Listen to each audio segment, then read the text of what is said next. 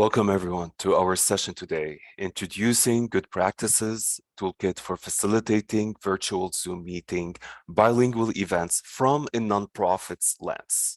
This is part of the Small Black-Led and Racialized Organization project at OCASI.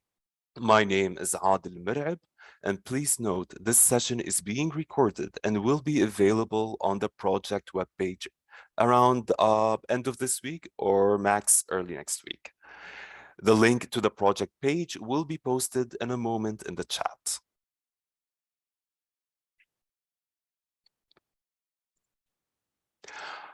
First, we would like to mention a few housekeeping, engagement, and self-care points for this session today.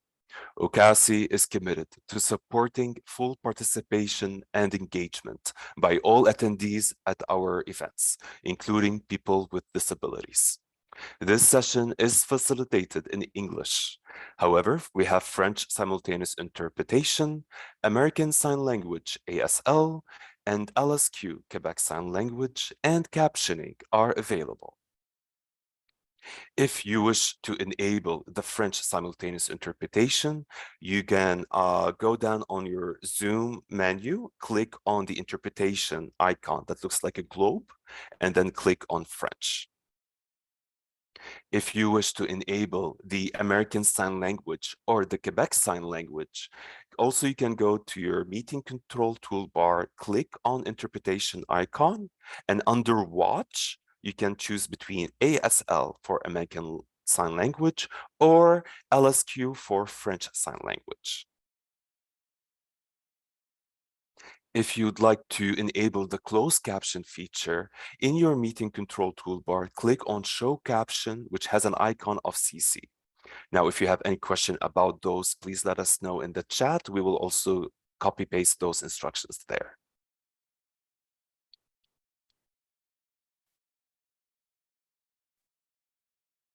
The presentation today and the toolkit are available for download on the project webpage. The presentation you see now is bilingual. However, I'll be switching between this presentation and the toolkit. And when I share the toolkit, it will be presented in English. So if you prefer whether to view the English version or the French, you can also download it right now from the website if you have not already, and follow with us during this session.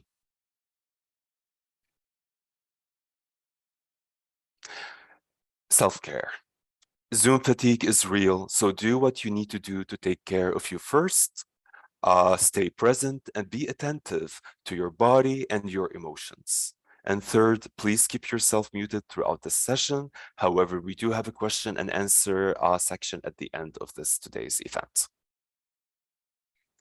If you have any technical questions, you can chat directly with the user called @OCASI Chatbox Support. You will see their name at the beginning of the participants list. You can ask them if you have any issue with any of the technicalities. And finally, please fill out the evaluation form that will be shared at the end of the session.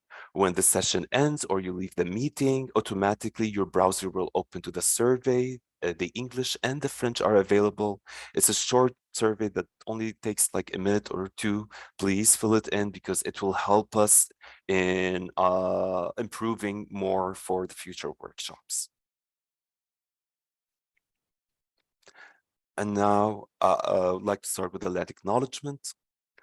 I would like to begin by acknowledging the traditional territories of peoples of Turtle Island.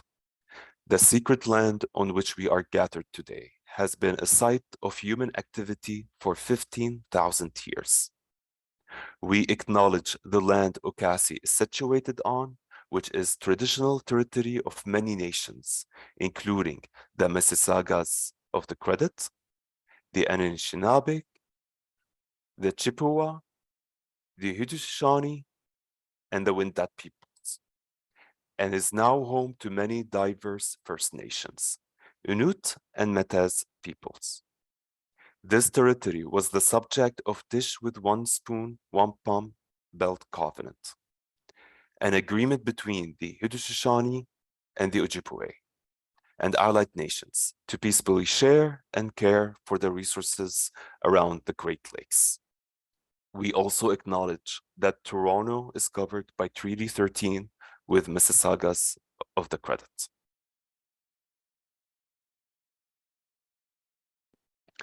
And now we start with the session. Capacity building and training for small Black-led and racialized organizations initiative.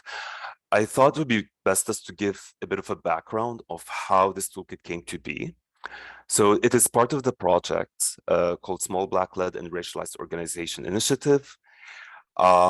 This project, part of its component was to establish a series of workshops throughout the year. In total, we have around 14 sessions, and this would make it the 15th. You see, just it started on November 9. We had around 7 sessions in 2023 and 7 in 2024. And each of those sessions helped in creating this toolkit through lessons learned and trials and errors. And through practice, we were able to see that what we're gonna introduce today works and can be seen as a good practice to be implemented. You'll notice that some of the days are green and bold. Those are the sessions that are been recorded and uploaded, and I will talk about this later in another slide on why I wanted to highlight this. So how does this toolkit will benefit? First, when it comes to before the session, during the organizing period of the workshops, it will provide access to materials prior to the event. An insight we received when we were doing the registration, the highest accessibility request we received was to have the materials prior to the event. And so we had it as a good practice to always do that. For the participants, as well as the interpreters, they also require the material beforehand, preferably in both English and French, if you are providing a workshop for both communities. And of course, for the speakers too. It's important for all speakers to have an idea of what will be presented throughout the day, especially if you have more than one speaker attending. During this session, this toolkit will make sure to provide all the support needed to enable all the individuals to engage fully. And for after the session, access to event recordings, if the session is recorded and uploaded. And I will talk more in details in a different slide regarding that, which is now. Based on our data, as I mentioned before, we had 14 sessions. So out of the 14, we had 8 sessions recorded and uploaded. And we found that even though people did attend the event, we did not really consider the impact of accessibility of recordings for everyone. So the results were, we had 850 views for the English recordings. We had 190 for the French recordings, 24 for the ASL, and 18 for the LSQ, which usually don't tend to be recorded and uploaded. And we tend to think when it comes to sign language as an accessibility matter during an event, but it's also important to highlight on the importance of having it as an option post an event with the recording. However, YouTube, because if you are using YouTube as your main platform to upload your sessions, YouTube until now has not provided a feature for sign language. Even though if you go online, you will find there's a lot of requests from people asking YouTube to add that feature, the same way they added captioning, but they have not done that yet. So we basically need to provide them as 2 different links, but at least it's an option, out of the box solution, but an option nonetheless. And also French recordings, which tend to be also forgotten about. It's, as we noticed, that people also require this to be recorded and available for them post an event. Now the good practices toolkit. In the emails after you registered, you received an email with the link to the toolkit and the presentation. I hope you had time, but even if you didn't, we'll go through the toolkit today and more into details. So the toolkit is called Good Practices Toolkit. Sorry, it's a very long name, like most of our projects in the nonprofits. You can click on the presentation and you can also access the toolkit from the presentation itself. But before going to that, I want to address one thing about the registration that took place. First, I want to thank you all for all the information you've provided regarding the question, what are the challenges or obstacles you and your organization face when organizing or facilitating an event via Zoom meetings.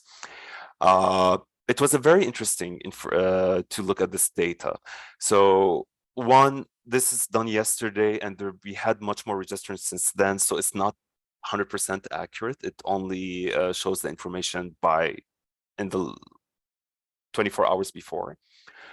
We noticed that the number one is more of a general feedback, like when it comes to organizing and facilitating, defining the roles and the logistics, which will be addressed in today's session. We also see that the second most obstacle was how to make it more inclusive to include interpretation, and that includes French and other languages, as well as sign language and captioning. Then we also noticed we had a very interesting feedback about participation here, 22 feedbacks about how to make sure that participants engage better, as well as another note that's a bit connected, and it's about the loss of interest of attendees, whether we have so many registrants, but only some attend, or we have many that attend, and then at some point we start noticing the numbers decline. As well as we have the participants' technology challenges they face, how to facilitate hybrid events, budget required to facilitate, because we know that all of this does require a budget within our projects, and how to facilitate breakout rooms. We had a few that said they want to know everything. And of course, internet connections, which we all are very much familiar with in our 3 years of experience working virtually, and spam participants and Zoom bombing, which honestly, that was a surprise for me. And I had to research this a bit because I did not experience this myself, but we can discuss this later on. The Zoom kit, the good practice Zoom kit includes specifically a good practices for speakers document, and then a step-by-step guide to organizing virtual events, a pre-developed messages and responses template, which we will also discuss, housekeeping, engagement, and self-care slides, which actually is what I started with today in the beginning, ASL and LSQ email requests or requests, as well as additional resources. What we're going to do is we're going to go to each of those documents and we're going to go through them.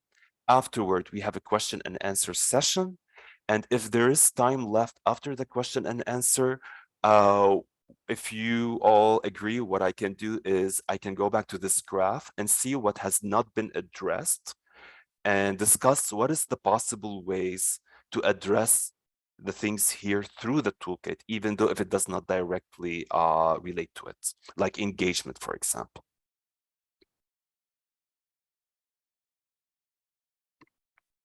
Okay, so now the good practices for speakers. I just need to switch to the document, which will only be presented in English. My apologies, but please feel free to download the French version in the link placed in the chat.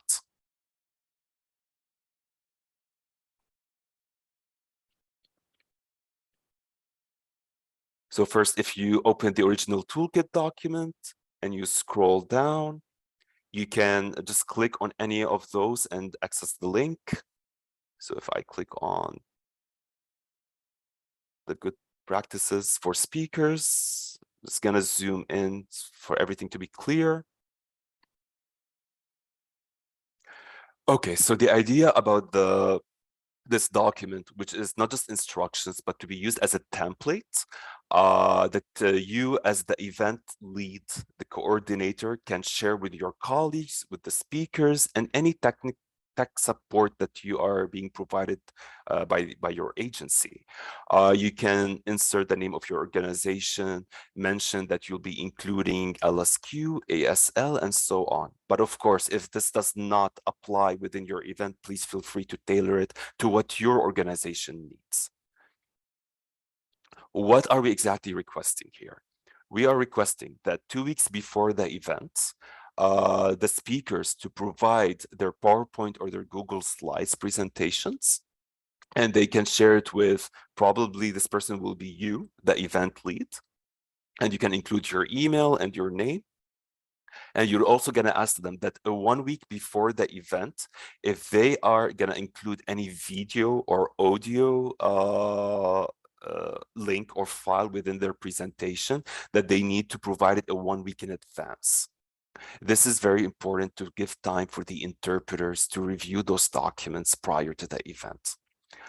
And then 5 days before the event, if they can share with us the trainer's bio, their bio, as well as any presentation notes or speaker notes. Now, some speakers might just send you everything at the same time, but it's divided into 2 weeks, 1 week, 5 days, just not to give them so many deadlines prior to the event. During the event, so first, the speakers, as well as your colleagues who are supporting you during the event, it would be great if they can attend 20 to 30 minutes. This will allow time to do testing for the audio, for the microphone, and then do the camera test. Of course, here we're talking in a situation where you may have 2 to 3, 4 speakers. But sometimes you might be organizing a summit and you have 20 speakers. In such a situation, when you have so many number of people participating in probably a full day or half day event summit, a suggestion is not included here, but some of my colleagues at OCASI have done, and it worked properly, is to have a drop-on session a day or 2 days before with the speakers, and they can attend and quickly test to make sure everything is working properly. Because this time, the 20-30 minutes prior to event, is truly for the interpreters to make sure that everything is working properly from that end, and to do a quick test that the audio of the speakers is working properly.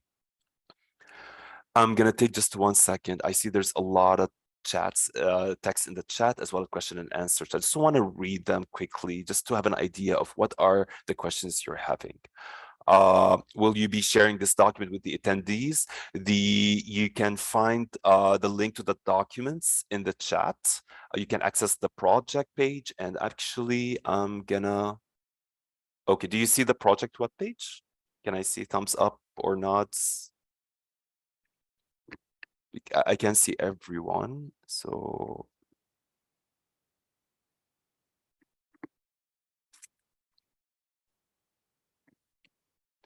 is the web page of the project showing? It Yes. is, yes. Okay, I see a thumbs up and I heard a yes. Thank you very much. Okay. Yes. So when you're on the project web page, just scroll down a bit.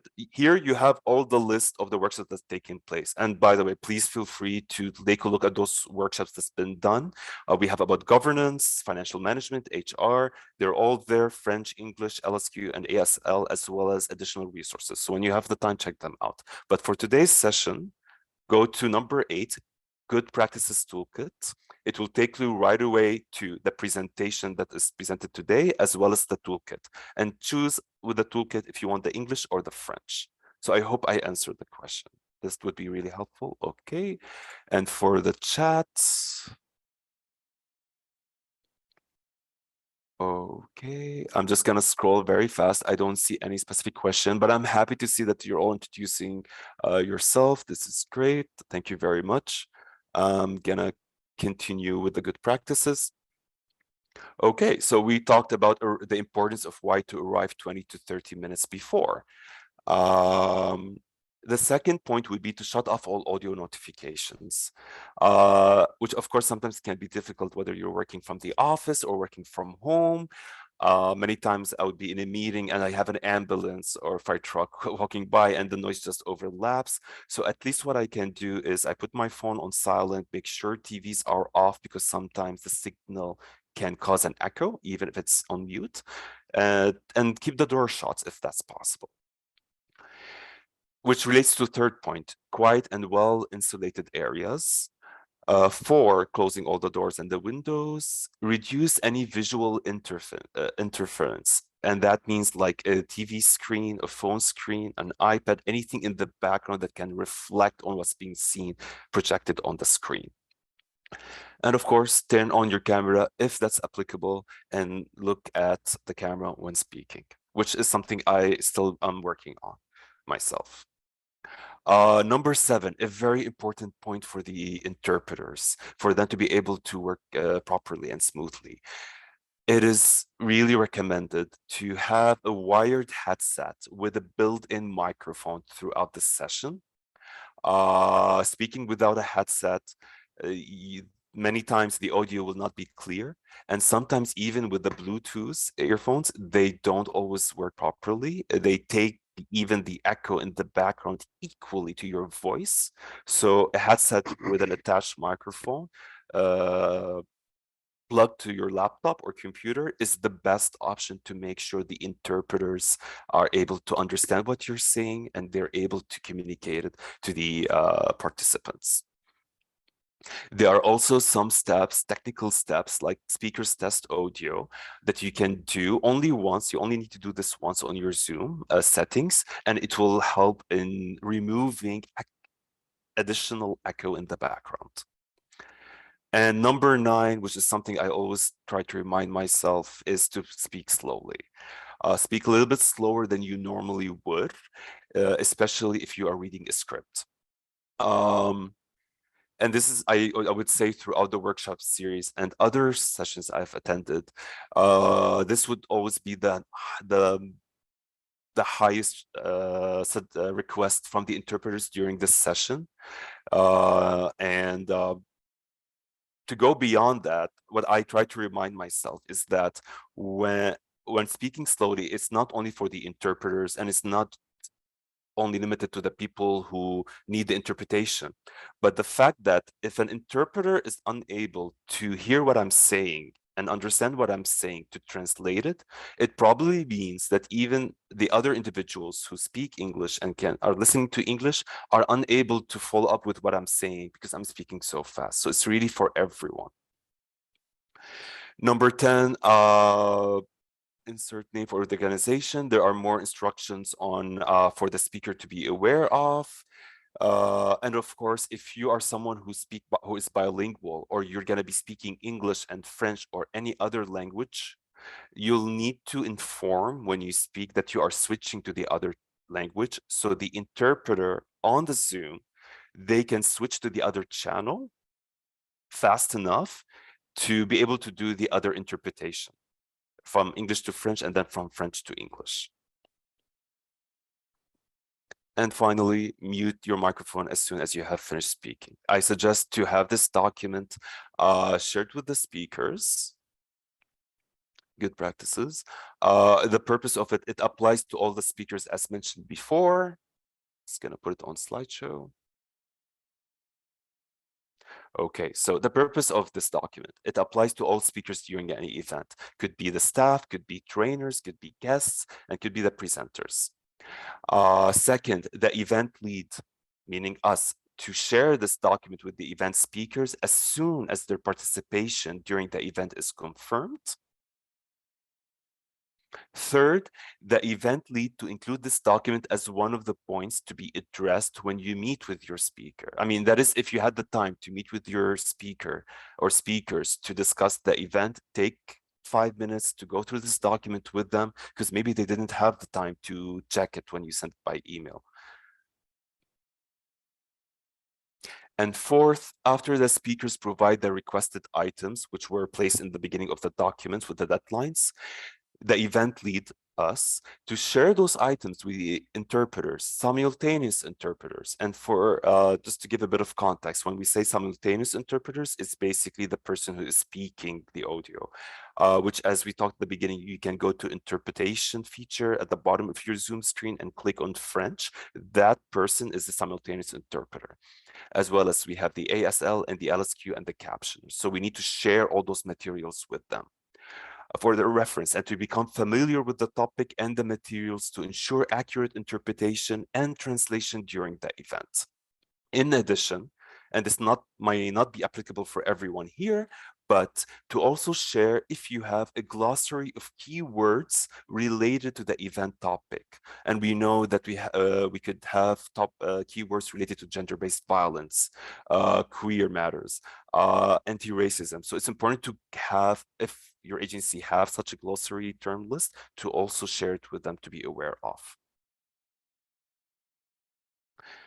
So we went through the good practices for speakers, step-by-step guide to organizing virtual events. Now, this document is going to be very technical. The purpose of this document: one, the event lead to share this document with their organization staff who will be supporting during the event. And just to re-mention what was said in the promotion on the call for this event, this toolkit is organized in a way that it would take 2 to 3 people to facilitate a complex event that has many features. Right now, what you are attending this event, which is an hour and a half, and that includes French simultaneous interpretation, ASL, LSQ, and caption, it is all being now coordinated, organized by 2 individuals, myself and my colleague Teresa, whose name here is at OCASI support. And thank you for Teresa for being here. So it can be done with 2 people. So number 2, event lead and supporting staff to meet and discuss the step-by-step guide to be prepared prior to the event, especially if this is the first time using the toolkit. We're gonna now go to the toolkit, step-by-step guide. Just gonna zoom in for everyone to see. And if you do have an issue seeing what I'm presenting, please do let me know. Okay, so the second document is step-by-step guide. First, few notes to be aware of. This is specific for any event taking place on Zoom meeting. Some steps may differ if the event is being facilitated via Zoom webinar. So we have Zoom meetings and Zoom webinars. Everything in this guide addresses Zoom meetings specifically. However, that doesn't mean it can help you if you're facilitating a Zoom webinar or even something besides Zoom. So, but you will need to retailor the templates to what you have available. Maybe you are using Microsoft Teams, maybe you're using Google Meet, and so on. It also includes if you have simultaneous interpretation, ASL, LSQ, and manual captioning, and how to enable simultaneous interpretation. The third point is if you are looking to enable the simultaneous interpretation in your event, your Zoom account has to be a Zoom Pro or business account. It is unfortunate. We all know here, we are all from the sector and from community organizations and nonprofits. The way we define accessibility is much wider, and we know that it is something that keeps it changing and improving. However, in the private sector, unfortunately, it is a limited definition. And to add to that, we are working with softwares and systems that are not Canadian based, so they may have also their own definition. And so a good example is here with Zoom. Zoom considers sign language as an accessibility matter. So you can assign a sign language interpreter from a free Zoom account. But when it comes to simultaneous interpretation, they don't consider it as an accessibility issue, and they see it as an added feature that only through a paid account can be covered. Hopefully this will change later on with people asking and seeing that this is an accessibility and not to be seen as a privilege. So prior to the event, what are the steps need to be taken? First, the main host, you will first need to make sure to add the interpretation feature before opening your meeting. You can go to edit event and enable interpretation. You can select the language interpreter as you can see here, and this will make sure that the interpretation feature is available when you start your meeting. When it comes to cloud recording. So if you want to enable the cloud recording, and what is the difference actually between cloud recording and local recording? You may have noticed sometimes this audio that comes automatically when someone starts to record says recording happening. Local recording is being recorded on a person's laptop or computer. The cloud recording is done at the Zoom account, so you have to access it. It's already online. With this toolkit, we recommend the cloud recording because when you do a cloud recording, it will include the default language, which is in this case English, an audio file of the French interpretation, a video file of the LSQ, and a video file of the ASL, as well as the text of the chat box and the transcripts, all aligned to start exactly at the same moment, and they will stop when the recording stops. So everything is very well aligned. How to enable it, the steps: log into your Zoom account from your browser, how to navigate, how to enable, where to go exactly with the screenshots. A few notes to mention that, yes, as mentioned before, that you have the default recording in English with the visual. That's going to be your main document. And then you have the ASL and the LSQ, as well as the other files that I mentioned earlier. If you want to enable the polls for your event, how to go creating the survey with the screenshot with the steps. Replying to registrants' questions. If you are if your organization has a business Zoom account, you may need to update when you create an event with registration the contact email address, because normally what the Zoom does, it takes the automatic email that created or subscribed to the Zoom Business Pro. So you'll have basically maybe it's info at and then the name of your organization. So just be mindful of that. Replace it with your own email. So if any registrant has an issue or wants to communicate with you, they'll be able to send you directly to your email address as the event lead.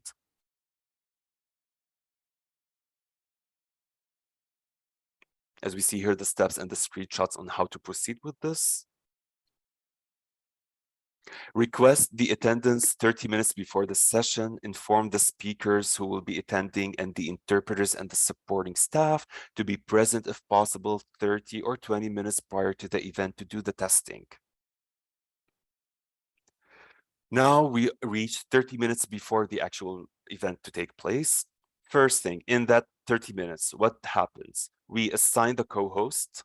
Preferably, you assign your colleague at your agency to be the first one to be assigned as a co-host, because if any internet connection happens, disconnection happens on your part and you are locked off, the first person you assign as a co-host will automatically become the main host. So it's a good idea to make your colleague as the first one co-host to make sure that they can continue with the event until you are able to sign back again. So you'll have a staff support, let's call them number one, and they'll be admitting participants and leading on the chat box support.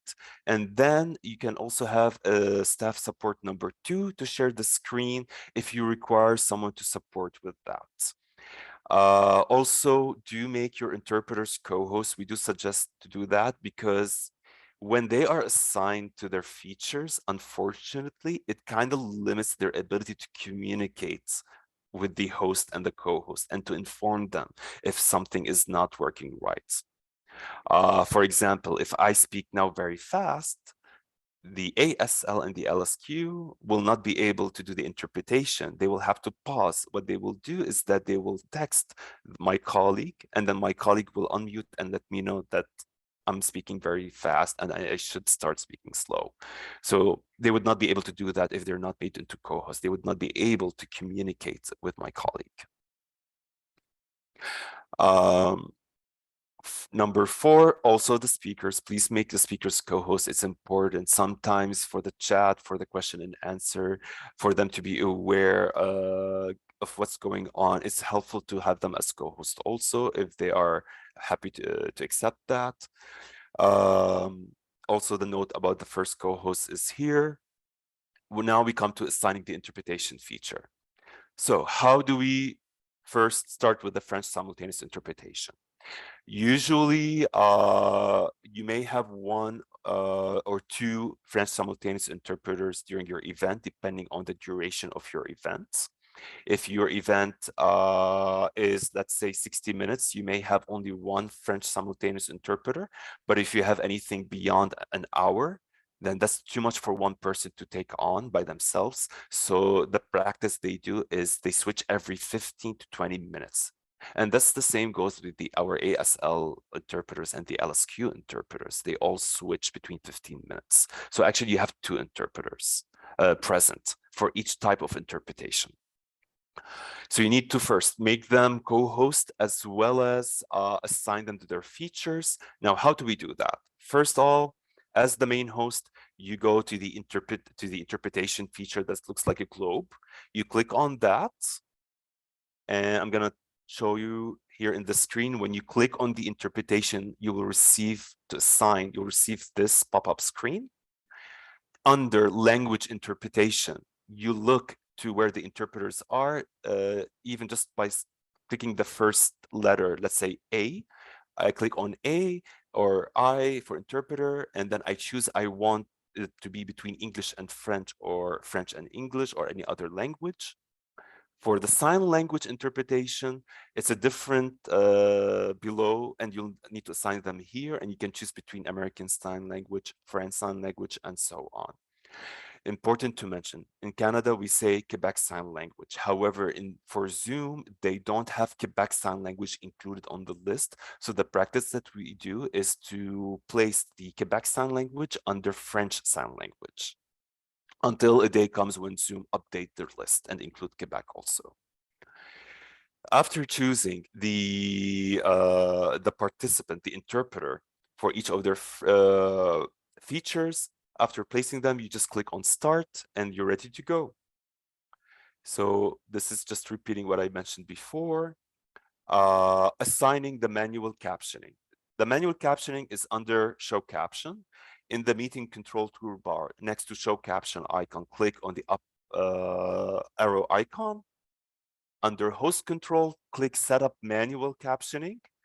So first you need to enable and then put manual captioning, and then you go and assign the participants to this type. Oh, I should have shown you the screenshots. It would be better this way. So go to, I have it, for example, in my case, under more, I click on caption. I put show captions, and then I put setup manual captioner, and then I can choose any participants there and assign them to do that. Now the testing. You have assigned the interpreters and the caption writers, but we want to make sure that everything is going properly. So first thing, let's test the speakers. Test their microphone audio to make sure that it's clear for the interpreters and the caption writer. You know, when the speaker speaks, I tell them I can hear you well, but then I also ask the interpreters to let me know what they think, because they're gonna be the ones who need to have perfect audio to be able to perform their job properly. To do the testing, let's say for the French, I go to interpreters and then I switch to French. So I can switch from my default setting, which is English, and I go to the French channel, and then I can start hearing the interpreters speak. And we do this testing to make sure that their audio is working properly. After finishing with the speakers and the simultaneous interpreters, we move to the sign language. When I go to the interpretation, because I have assigned, I can see I have American Sign Language and as well as Quebec Sign Language. And you can try it now also right now. You can check it also in this meeting. You can click on American Sign Language or LSQ, and then you will see, I hope it's showing in here in the share screen because it's black on black, but there's a pop-up screen. So the interpreter will pop up on a smaller screen, allowing the viewer to move that pop-up screen on the screen or maybe to another screen if they're using two screens, to basically allocate it in a way that they feel comfortable. And I believe that was the last new feature regarding interpretation that was added by Zoom. So they did the simultaneous, they added the caption, and this was the most recent. Before this feature, and sign language interpreters would have to use spotlight next to the speaker, to which some still do, because this is still a bit new feature to many people in the sector and across the sectors. So it's also a learning curve for all of us here. And as I mentioned, just a small note that LSQ Quebec Sign Language does not exist in the list of terms within Zoom. So you assign them under FSL for French Sign Language. And for the caption writer, so the caption writer will need to do a test when you, the test, you need to test it on two places. You tell them to test by writing something, and you test that is showing in the caption, but also you will be provided with a link, a third-party link that shows the caption and the transcript, because there are many viewers, including our interpreters, who prefer to use that browser over using the caption, because in that browser link, you'll be able to see everything, or it's still present. So it's important to also test both are working properly and to provide the link also for the participants and the interpreters. Replying to registrants' questions and inquiries. This is a bit of a multitask for the main host. After you do the testing, you gotta keep an eye on your email for any questions, inquiries that comes for your registrants. If you think that what this toolkit present as tasks for the main host might be too much for you at the start, you can reassign some of those tasks for the main host to your colleagues after discussing it with them and seeing if it's something that they can be delegated to them. If it's something it can be delegated to them, if this is too much. So you keep an eye on your email, because most of the questions that will come right before the event, as you know from your experience also, are about not being able to join the Zoom meeting, an issue with the link or so on during the virtual event. Now the 30 minutes has ended. Now the meeting has started. Oh, sorry, the workshop or the session has started. What are the steps? First, the main host must be the event lead, preferably to be the event lead. You would click on recording the cloud. You can find it also under more if it's not right in your toolbar. Click on the cloud to make sure that you are also recording the ASL, LSQ, and the audio and the transcripts and the chats.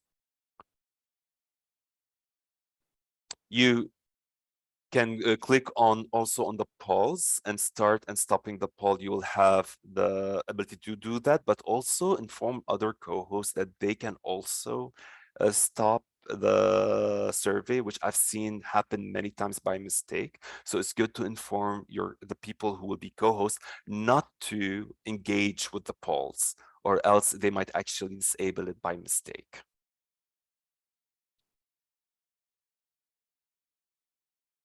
Okay, now what are your colleagues who are supporting you during the event will be doing? So let's call, we have support staff number one. The support staff number one, after becoming a co-host, they will support you with admitting people in. Right now I'm speaking, so I am unable to keep an eye on the participant list. So my colleague Teresa, aka at OCASI support, she's supporting with the chat box and admitting people in. Thank you again, Teresa. And also, she will, as the focal point for the chat box, they will be the focal point for the interpreters. As mentioned before, the interpreters, if they have any issue, they need to communicate, they will communicate with that person. And that person has the okay to unmute and let me know right away that what I'm saying is not being understood. I'm speaking too fast, or my audio, there's an internet connection happening.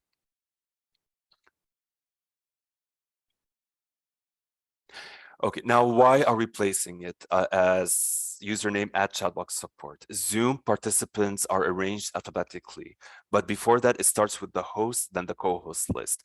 If you are having a participant of 200 people attending, it's going to take time to go through the participation list and find that person focal point. So it's best to change their username, start it with a number or a symbol like @ and automatically it will be on the top of the list, probably comes second after the main host.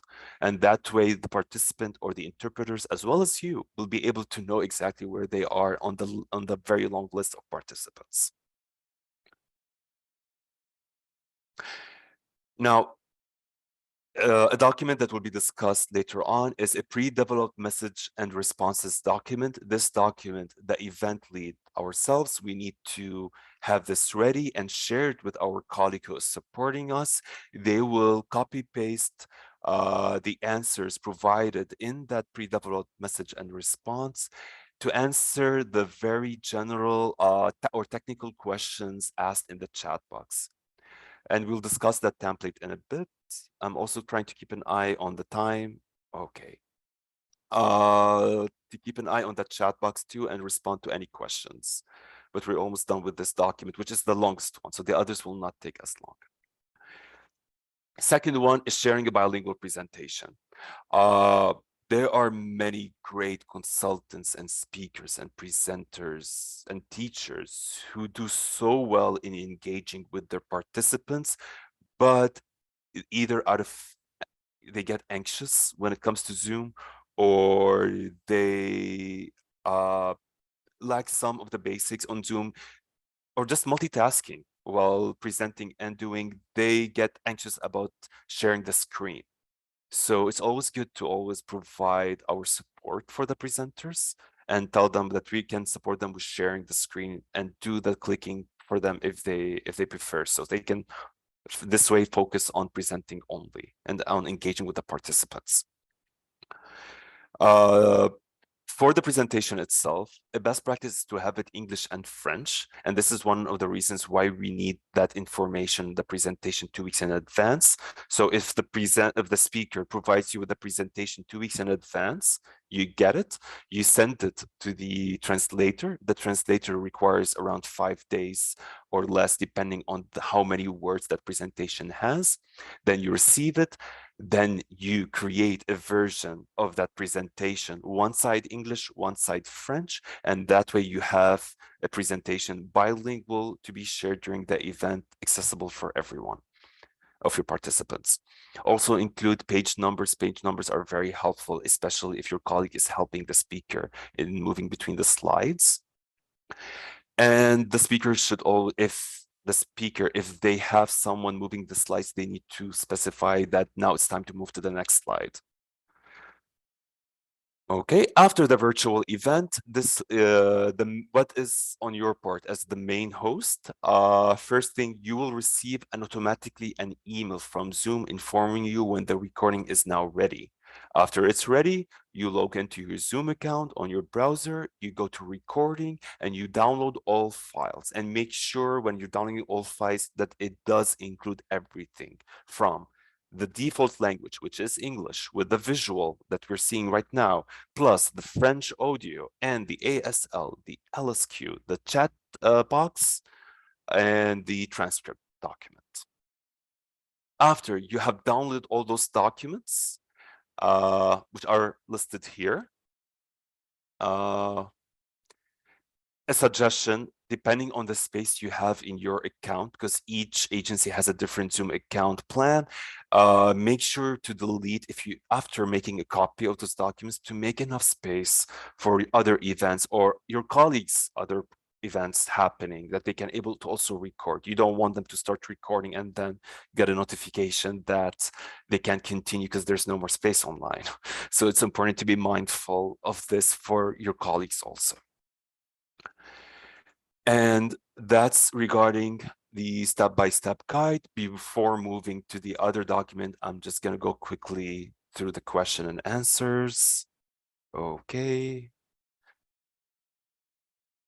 Just make sure a good practice when going to hide to, sorry by mistake. So you also need to see, okay. Great, I don't think I see any questions so far. Okay. Pre-developed messages and responses. What is the purpose of this template? And how do we proceed with it? So one, the event lead to add and added the text in the document to have it tailored to their events. Event lead to share this document with their organization staff who are supporting during the events, and the event lead and supporting staff to meet and discuss the pre-developed messages and responses to be prepared prior to the event.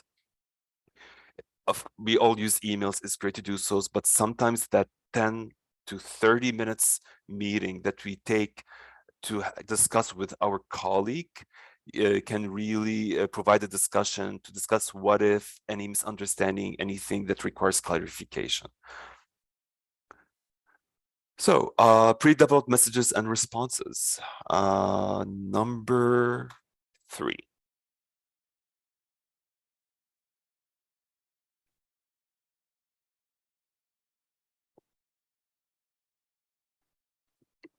So first, this document is divided to 2 parts. There's the pre-developed messages and there's the pre-developed responses. For the pre-developed messages, these are the list of messages that you wish to have post on the chat box throughout the session. It can be starting with, welcome to this session, English and French. If you want to share maybe a survey link toward the end, share your email or an email of the speaker or a link to a document. So these are all will be presented here under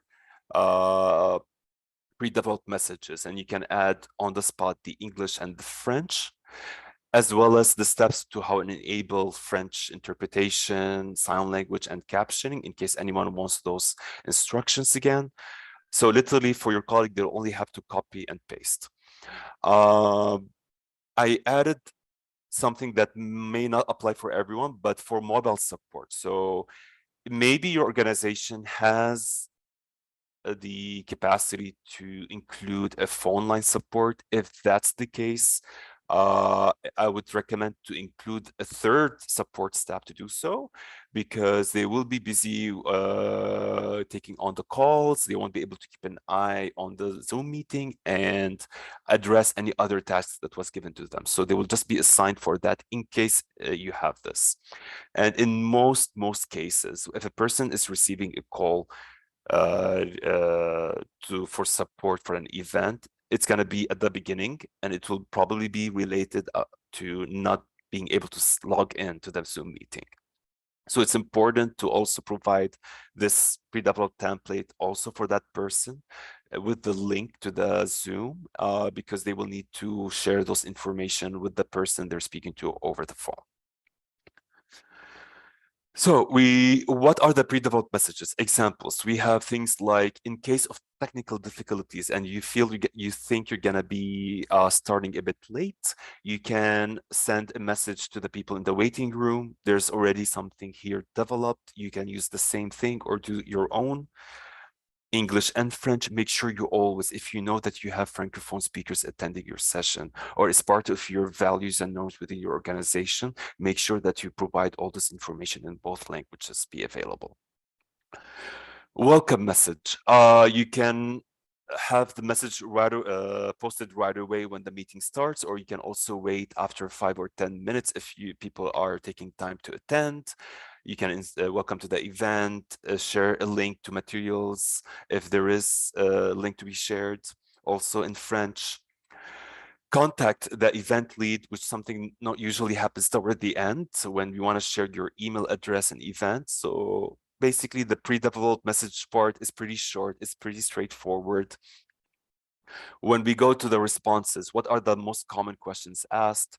How do I listen to the French? How do I listen to the English audio? Your colleague, staff support number 1 can just copy the information here, as well as to all the other interpretation features.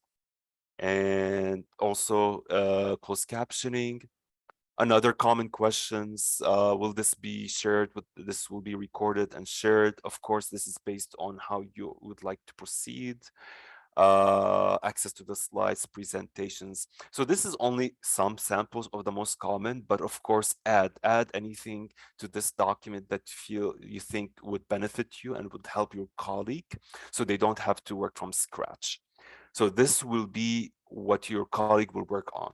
But if there's, in case of a question that is not technical related to Zoom, and it relates more to what's being presented, it would be best for the speaker or the main host, that is you, to address those questions in the chat. You still, as the main lead of the event, have a role in all and everything going on in the Zoom, and you need to support your colleague as they're taking as they're posting in the chat.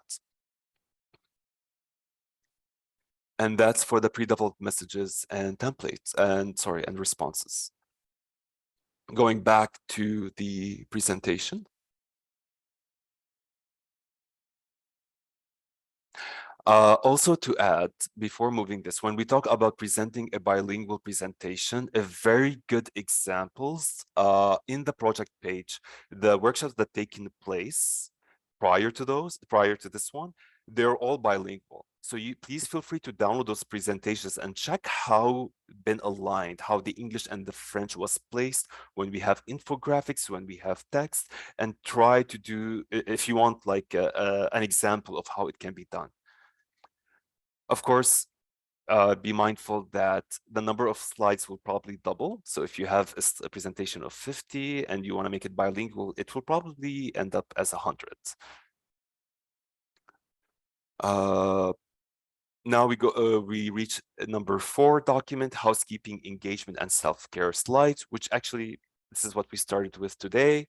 The slides to be included in the presentation after the first slide, which is the title slide, and before the land acknowledgement, not after the land acknowledgement, because we want to make sure that when we either are reading a land acknowledgement or speaking from using our own words, it's important to make sure that everyone is included and fully able to engage and listen.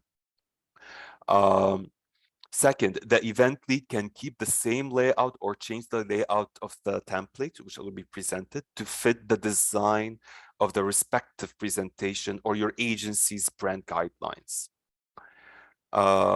Only keep the points in the slides that are required during your event, because in the template, you will see there's everything. If you don't have ASL, remove ASL. If you don't have French simultaneous interpretation, remove it. There's no need to include additional features, but it's important to include those points, because the same way we are here today learning new skills on how to facilitate, participants also may not know all the features. So it's important for us to share with them those instructions.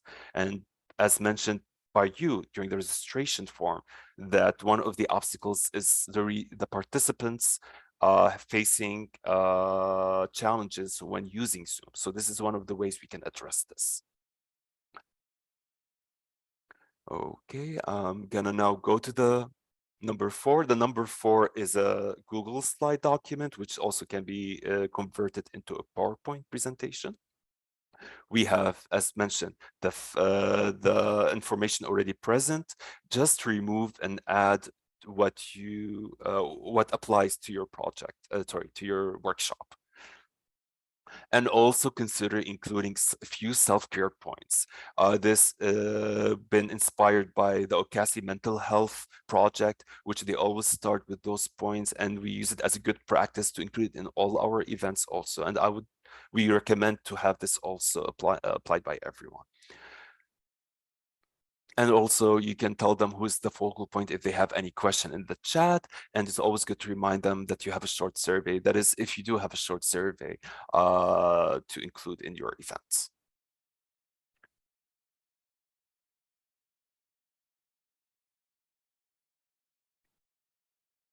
I think we're good on time. Okay, ASL and LSQ email request. So this template of an email you can communicate when you're talking to a service provider or an agency that will support in providing connecting you with ASL and LSQ interpreters. You can, of course, change. It's a template email, so you can replace and add your own information. But the reason for that, why we have this, is that actually I need to first present it. So We go to 100. Okay. So first, to include the below instructions at the end of your email when you send an email informing them what exactly you're asking for, when is the date, and so on. You add below the text here, which I will discuss in a minute. Include again the same email, this text, when you share the materials and the Zoom link with the interpreters. Now, what does actually include? As mentioned earlier during this session, Zoom, a while ago, they added the caption feature and the simultaneous interpreter feature. And it's actually the only way for them to do their job on Zoom. However, when it came to sign language, that took much longer time. And in the time when there was no feature available for them to use, sign language interpreters were using the spotlight feature. So not everyone is aware, whether interpreters, participants, us, the event. So this feature is still a bit new, and it's important to add it so everyone knows about it. And the reason we're talking about it is that for us to be able to assign them as to their sign language feature, that's the way we talked about it during the step-by-step guide, they need to access the Zoom through the Zoom app or program, not from their browser, or else they cannot be assigned to that feature. So all of this is included in this text that you can copy and paste it in your email for a request for them to be aware. It even includes the links to the Zoom desktop client, which is the Zoom desktop app or program that they can download right away and to access the meeting. For more information about this specific feature, we also include the link if they like to know more about it. I would also suggest us as the event leads to also take time and take a look at that link. It's important for us to also be aware of those issues. Okay. Additional resources. But before I go to the first, I'm just gonna go take at the chat. Okay, great. Thank you so much, everyone, for your comments. I'm glad that you like this toolkit. We're going to talk about the additional resources, then go to question and answers. So additional resources. Just takes a moment for it to upload, especially when a person facilitates an event. As you all know, internet connection gets very slow, so it takes a bit of time. Okay. Okay, first thing. This toolkit is in no way replacing Zoom Help Center. Everything more even, there's more we can even go more technical, but those can easily be accessible and found with the instructions on Zoom Help. This toolkit is just to provide support, everything that's been presented today, on how to use those features from a nonprofit lens, from your needs and your priorities and your project's objectives and events objectives. And in addition to the Zoom Help, Zoom does provide free courses online that are, and forgive me, I forget the term, they are, you can do it by yourself. It's not a teacher. You can do it in your own time.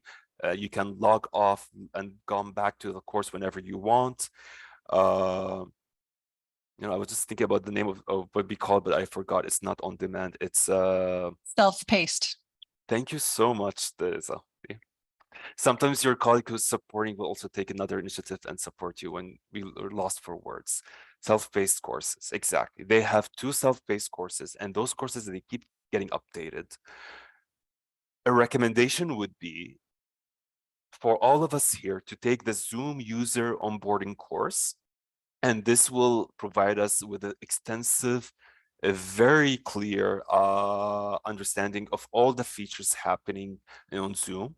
And I believe Zoom recently included AI to their software, and they included an AI chapter in their course. So take the time that you need to take the course. It will be very beneficial for you.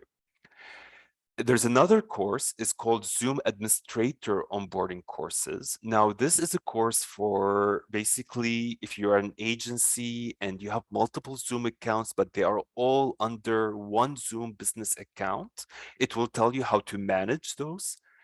The recommendation is all staff, leadership, management, and staff. This is my personal recommendation here. Everyone should take Zoom user onboarding course. And if your agency has this kind of structure of a Zoom business account and is handling many accounts, I would also recommend that all leadership, all management, not just the person in charge of the Zoom, but everyone to also take the Zoom administrator onboarding course, because we are, especially after the pandemic, the same way we need to be aware and know how to use Microsoft Office as well as Google Slides, Google Doc, and all of those.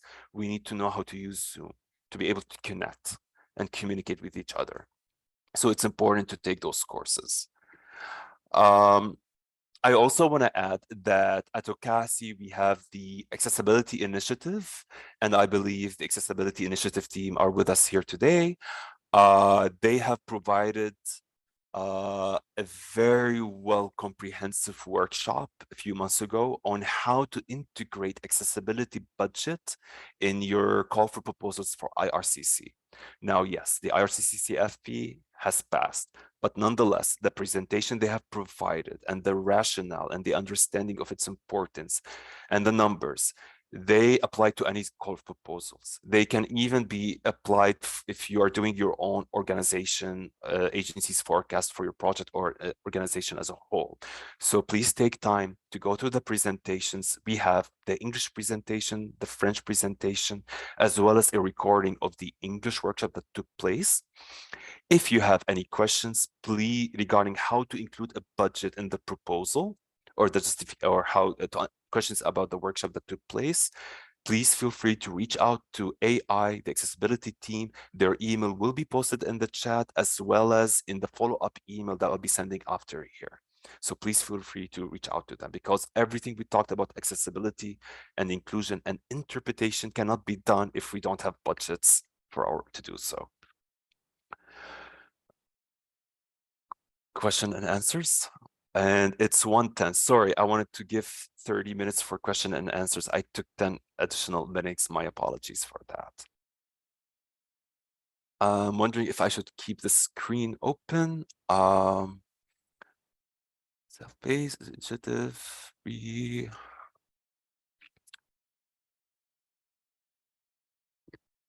But also, my apologies. I can't see everyone, so I don't know if anyone is raising their hands. So if you wish, you can feel free to unmute and talk also.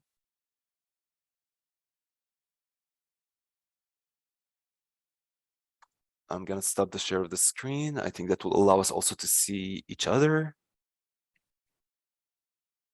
I'm going to remove the Spotify on myself. Also remove. Okay, find it. Oh, I thought I stopped it. Here, okay, here we go.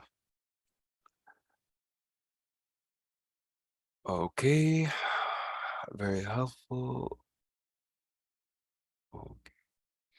Again, because there's so many messages, and thank you all for your kind words. If you have a question that you posted before, can you unmute and let me know, or you can post it again in the chat, or also in the question and answer feature if you prefer.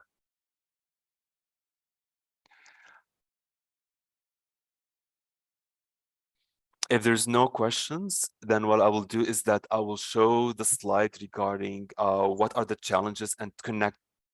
I think I heard someone. Sorry. Okay, then maybe it was just a mistake.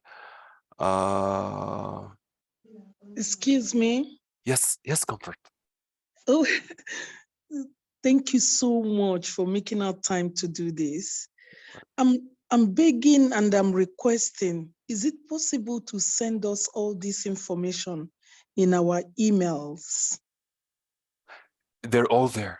If you click on the link of the project, Yes. I'm gonna actually, you know what? That's a very good question. Let us, because I did this at the beginning. It's important to do it again because we also had many participants that came later. So the link of the project is in the chat. When we click on the link, you'll go. It's gonna scroll up. So it will first open the project webpage. When you're there, you can scroll down.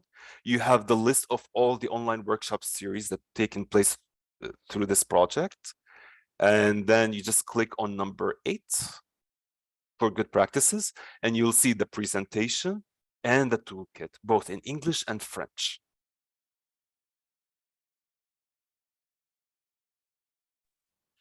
Thank you so much. You're very welcome. And also, this is being recorded, and when this is uploaded, right away, all the registrants will receive an email to inform them that this is available for them if you wish to review. Also, please feel free to reach out to me if you have any questions regarding what we've presented today. Okay, we can go through them more in details if you wish. Yes. Thanks a lot. You're very welcome. Okay, Hello? thank you very much. You're very welcome. I see a hand. I see Zainab has her hand up, but I also see Olo was trying to talk, if I may. Olo, do you have something you want to say? Yeah, just appreciating. Thank you for all. Oh, thank you. Thank you for being here with us today. Yeah, sorry about that, Zainab. Zainab, please feel free to unmute and tell me. Hi, Adel, can you hear me? I can hear you perfectly. Yes. So during this presentation, we did not address anything regarding about Zoom fatigue. Like generally, a meeting can be as long as 90 minutes to an hour, maybe 2 hours.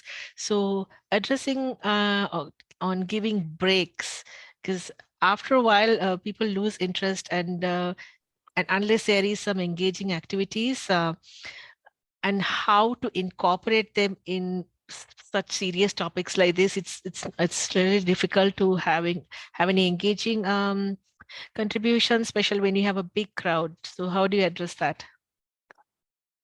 Thank you, Zainab, for your question. And because it connects also to the information that you and the other registrants participants have added. I'm just going to show this to give us an idea of the kind of obstacles, which includes what you mentioned. We have how to improve engagement by the participants, which relates to the point here, which is 12, participants losing interest in attending or staying during the session. So first thing regarding breaks, we did not include it in the toolkit because one, yes, the length of a session plays a role, but sometimes also the content of the session plays a role in knowing when and how long a break should be.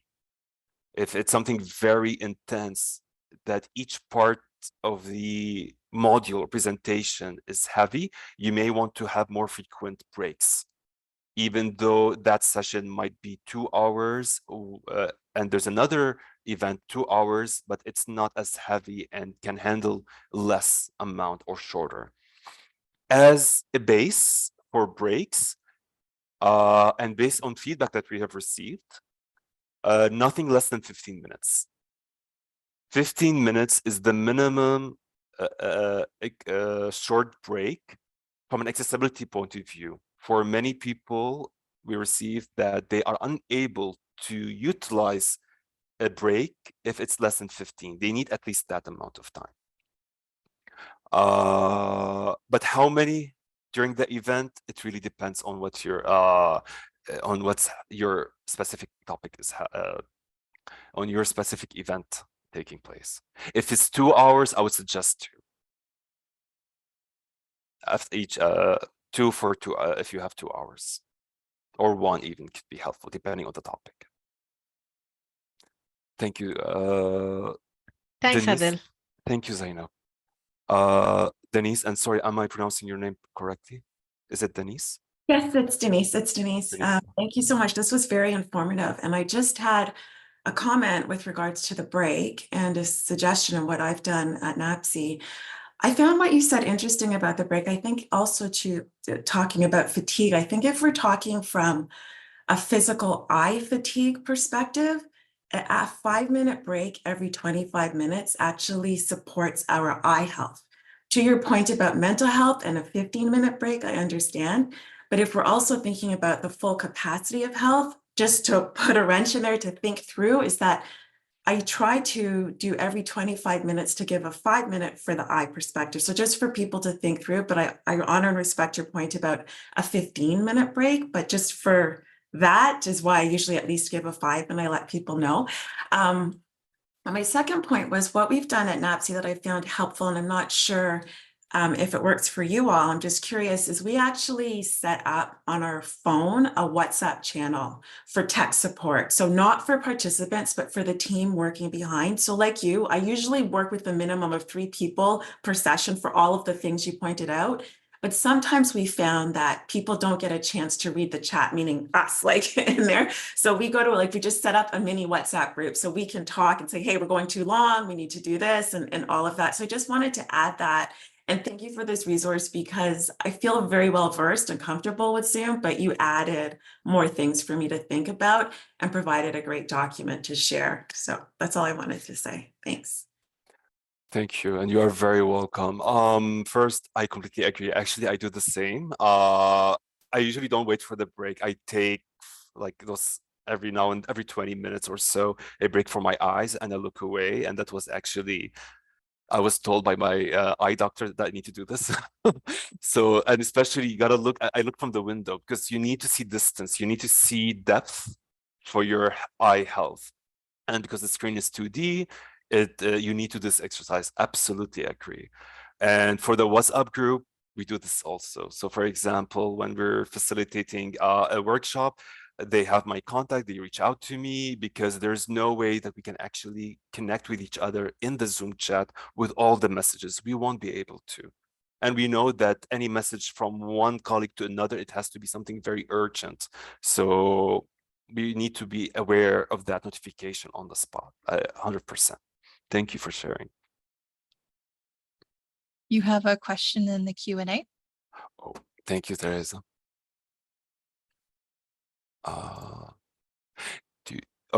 Do you ever recommend using the captions options that provide translation into different languages? So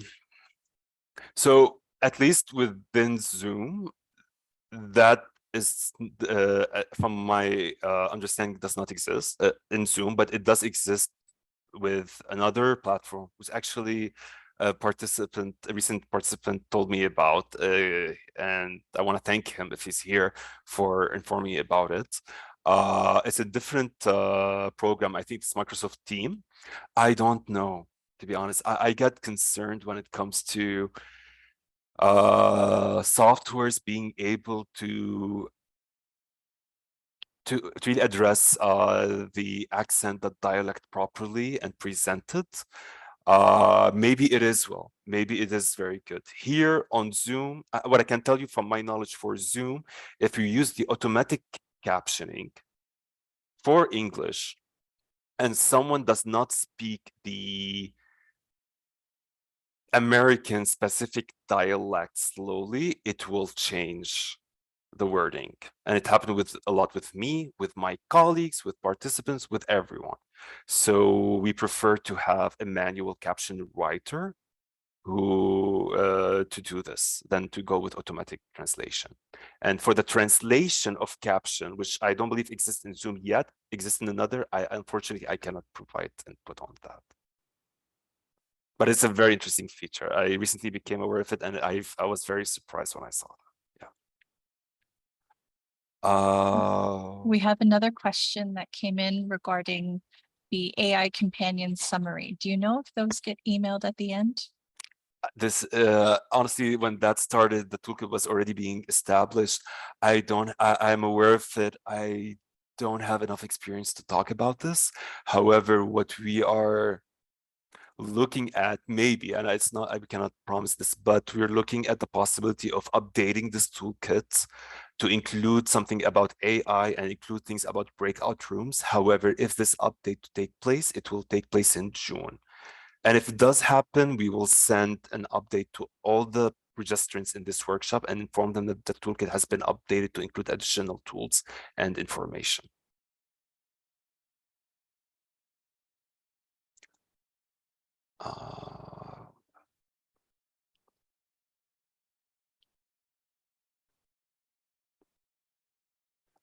Thank you. Did I miss any question, or the activity has to be started No, ahead that of the seems to be TV? that seems to be all the questions. Okay, thank you. And thank you, Brian. Yes. Okay, the AI companion. So far in Zoom, sorry, at OCASI, we're not using the AI feature because we want our tech team to also we want all of us to do a bit more research to understand all the pros and the cons of adding an AI. We know that AI right now is a huge subject, whether we're talking about ChatGPT or AI through Microsoft or AI with Zoom, and we haven't actually had the time to reflect on security concerns, safety concerns, how accurate information it is. So we're just pausing on this for now until we have a bit more information and do a bit more research. Of course, if any of you have experience, please share it with everyone here. Please let us know what your experience has been so far, whether with the translation of captioning, automatic one, or AI use. We have 6 more minutes. I don't see any questions. I'm just looking at the share screen and checking if we were able to address most of what's been shared with us. And again, thank you all for what you have shared. This was very helpful in knowing how we structured today's workshop too. This question itself, I also recommend it to be included in any registration form because it provides a lot of help for the speakers, for yourself, to know what to have an understanding of what the participants is hoping to gain from the workshop or your event. We have note from Brian. Teams will translate your slides into 58 languages now, and with translate 59 African dialect currently. Thank you, Brian. To be honest, I have experience with Zoom. I have experience with Google Meet, but I tend to go away from Microsoft Teams. It's just that too many softwares. But it's important to know, we need to learn, especially when we see that there are such features of accessibility differ from one software to another. Are these translation accurate? That's the issue, Amy. Thank you, Amy.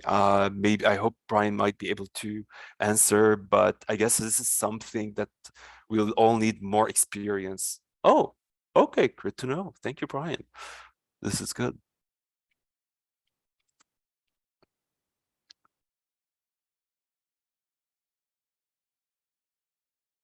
And thank you, Annie, and thank you, everyone. Thank you, Joseph. Sorry if I missed anyone in the chat box.